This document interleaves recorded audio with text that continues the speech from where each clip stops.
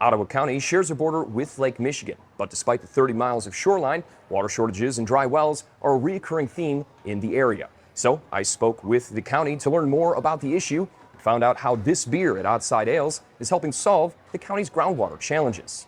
It's almost unbelievable. You hear it, but it's hard to believe. 1 in 4 residents in Ottawa County get their drinking water from wells that tap into groundwater aquifers. But many residents like Micah from Restoration Earth have learned that that system they get their water from is running dry. Taking care of that lawn just became a chore. When we'd get into the dry periods like we have right now, it would start to burn out, and the irrigation system couldn't keep up. Paul Sachs is the director for the county's Department of Strategic Impact, and he told me that they're encouraging residents to be mindful about their water usage and consider replacing their grass with native landscapes that need less water. When you are pumping thousands upon thousands of gallons of water for your landscape and your turf grass, that's a really big challenge. And it's a behavioral shift, it's a mindset change that people need to grasp, understand, and implement. And that's where Outside Ales and Restoration Earth's partnership comes in. We were just knocking back a beer or two, and he mentioned, I wonder if we can actually make a beer